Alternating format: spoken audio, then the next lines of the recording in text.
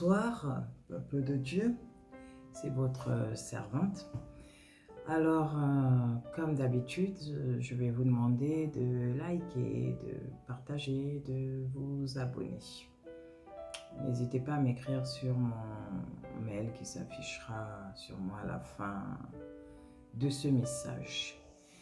Alors aujourd'hui, je vais vous parler du Covid-19 ou alors du coronavirus en ayant une vue spirituelle.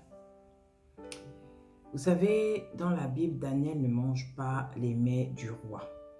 Et ça, dans le seul but de ne pas être corrompu. Il ne mange que des légumes. Je vous parle de la Bible, oui. Il ne mange que des légumes et il est plus en forme que ceux qui mangent des différents mets, des mets variés tout le temps à la table du roi. Aujourd'hui, nous, les chrétiens, les hommes, nous sommes corrompus à cause de suivre l'évolution, le modernisme, le progrès. Ce qui arrive doit nous inciter à revenir aux réalités humaines, surtout en Occident. En Occident, là où la famille, le partage sont en train de s'éteindre. En gros, l'amour est en train de s'éteindre. On n'a plus le temps les uns pour les autres. Le travail nous omnibule, la technologie est notre seule priorité. Aujourd'hui, notre espérance de vie est donc mise à l'épreuve. Malgré les statistiques des humains qui disent on doit vivre jusqu'à tel âge, aujourd'hui un virus, donc une puissance démoniaque peut-être, vient nous montrer que nous ne décidons de rien. Et par cela, je crois que c'est le temps de réaliser qu'il y a un message pour les nations dans l'air. Oui, il y a un message pour les nations dans l'air. Quand on constate que les jeunes, qui représentent en fait une nouvelle créature, sont moins atteints que les personnes plus âgées qu'eux, donc les nouvelles créatures sont moins atteintes que les anciennes créatures. Le verset 2 Corinthiens 5, verset 17, prend alors là tout son sens, celui de revenir à Christ. Devenons tous des nouvelles créatures en acceptant Christ. Il faut que nous cherchions au fond de nous en qui on a mis notre confiance aujourd'hui. Dans les hommes confinés aujourd'hui par un microbe, ou alors il valait mieux mettre notre confiance dans le Créateur de toutes choses. Parce que c'est lui qui peut tout. Il peut même aujourd'hui décider de nous soumettre à une fourmi. Je crois qu'il est temps maintenant d'invoquer la faveur imméritée de Dieu. Ce n'est pas le moment d'avoir peur. Ce n'est pas le moment de paniquer. C'est le temps de la grâce. Alors invoquons sa grâce. C'est le temps de prêcher l'avènement de Christ, la repentance, la purification, la sanctification et la renonciation des œuvres mortes.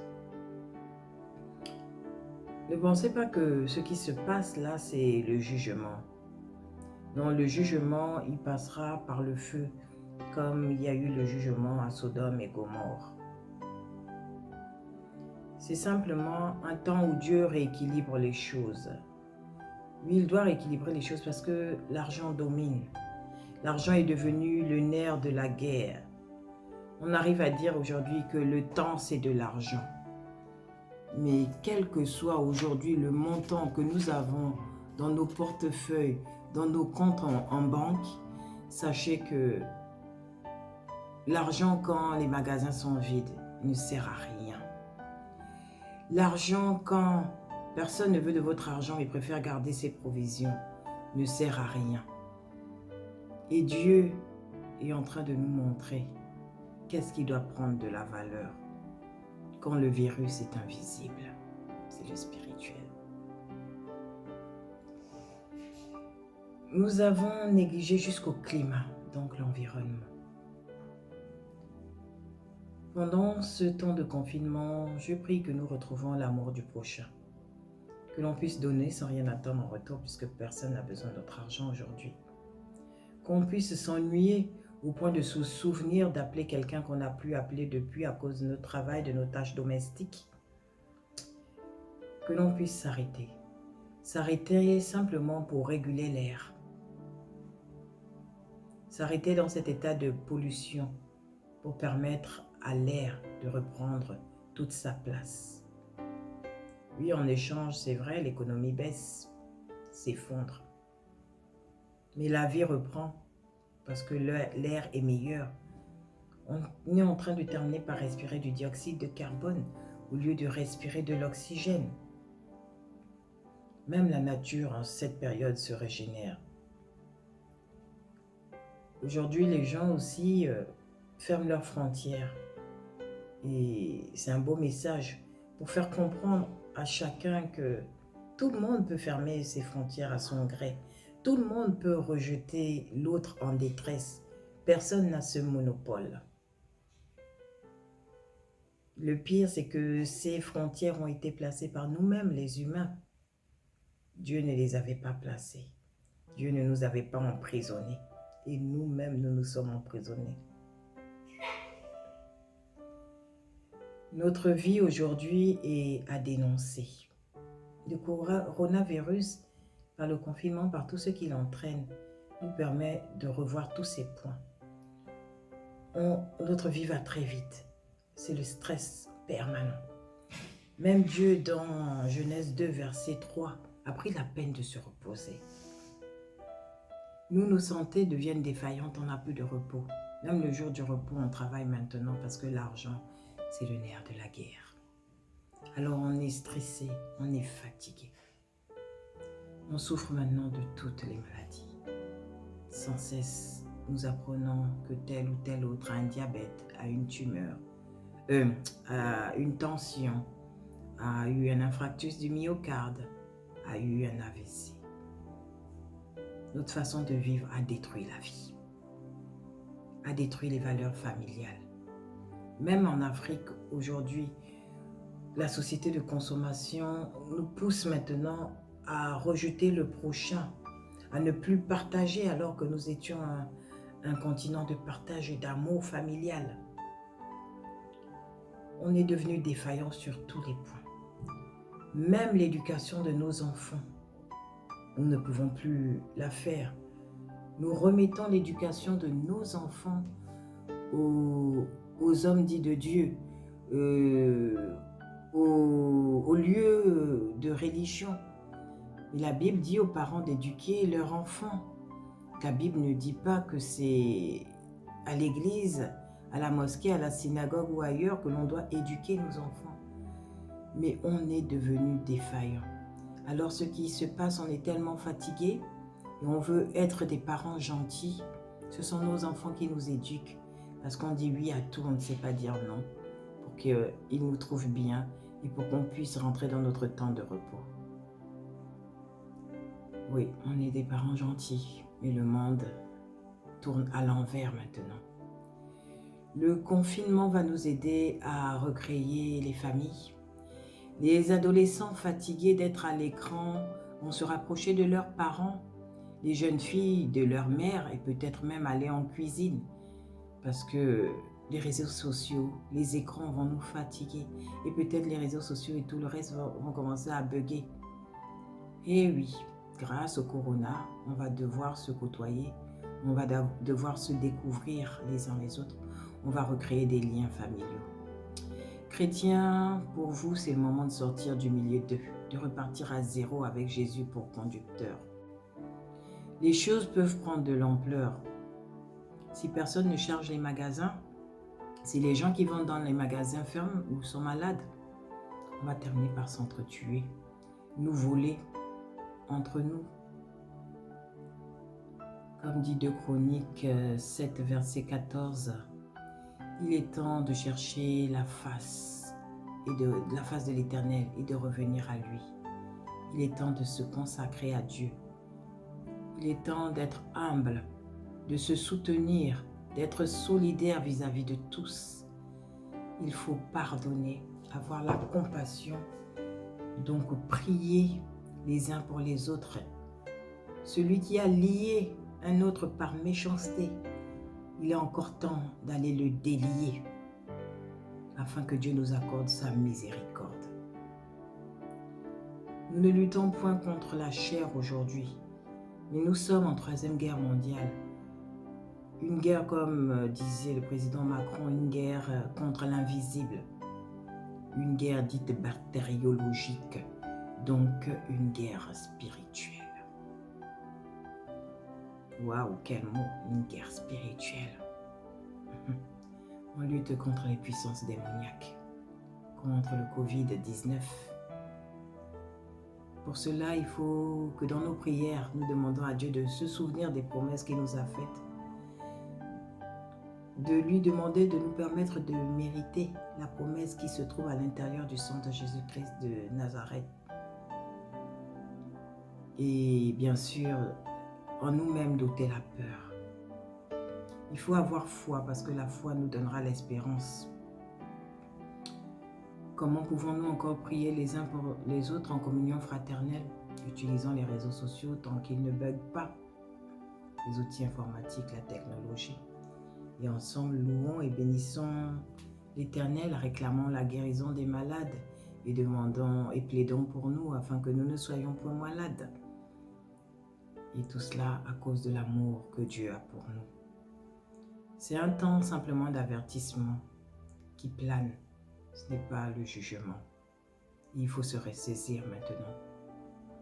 Ce sont juste les signes du règne de Jésus. La Bible dit que quand ces choses arriveront, notre délivrance se rapproche, qu'on lève la tête, ce qui signifie que l'on regarde à ces moments-là vers le ciel. Dépouillons-nous des choses inutiles. Vous savez, en hébreu, couronné signifie en gros un esprit malade. Et le nom qu'on a donné à ce virus, au coronavirus, c'est donc le virus de l'esprit malade, le virus de l'esprit abattu. C'est un serviteur de Dieu qui le disait.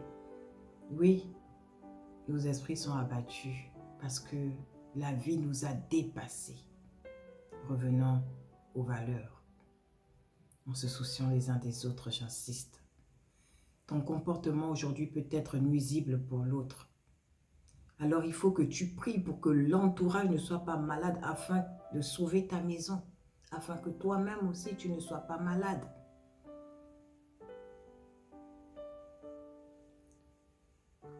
Par l'intermédiaire de ce virus, nous pouvons aujourd'hui être solidaires les uns les autres sans pourtant être proches. Vous vous rendez compte? On doit faire attention à l'autre sans être proche de l'autre. Oh, c'est merveilleux. Comme Dieu fait attention à nous sans être proche de nous, d'une certaine façon, entre guillemets, parce que je n'ai pas m'étaler sur ce que je veux dire. Que celui qui a des oreilles pour entendre la profondeur. Il n'y a même plus de place dans les hôpitaux. On doit choisir entre soigner quelqu'un qui a le coronavirus ou soigner quelqu'un qui a le diabète. Il n'y a plus de place dans des chambres funéraires. C'est grave, l'heure est grave. Je vous conseille pendant ces temps de confinement de profiter de vous consacrer à Dieu par la lecture de la parole de Dieu, de la Bible.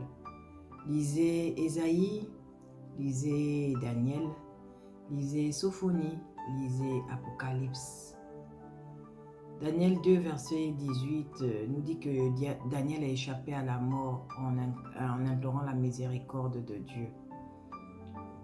Et que Nebuchadnezzar, le roi Nebuchadnezzar, dans le livre aussi de Daniel, a eu plusieurs signes pour comprendre que Dieu allait le frapper. Quand Dieu nous montre des signes, revenons sur nous, abandonnons le superflu, revoyons nos rapports à la nature, préservons l'environnement, consommons moins. Le monde s'effondre, même le pétrole s'épuise. Il faut sauver la vie en général, il faut sauver notre vie, il faut sauver la terre, il faut sauver la mer, il faut sauver l'air. Les forêts brûlent, les pays riches déboussolent le climat et les pays pauvres sont impactés. C'est une guerre pour la vie aussi, une guerre pour vivre en solidarité. Notre avenir aujourd'hui est dans nos mains et si on reste dans les voies du Créateur, qui est lui, la lumière, la vérité, l'eau vive, la vie éternelle, qui est le chemin, nous pourrons réparer toutes ces brèches. Sachez enfin que derrière les catastrophes, il y a une pensée divine. Voilà, j'ai fait le lien en gros entre le coronavirus, l'avertissement divin que l'homme pense avoir causé et le Créateur de toutes choses a permis, et les valeurs spirituelles. Je prie maintenant pouvoir vous revoir tous les chrétiens, ceux qui se sont donnés à Jésus-Christ de Nazareth, vivants, en bonne santé, dans quelque temps. Je prie que l'Éternel Dieu, le lion de la tribu de Juda, étende sa puissante main sur chacun d'entre nous, afin que la maladie ne soit pas point notre partage. Et je dis Amen.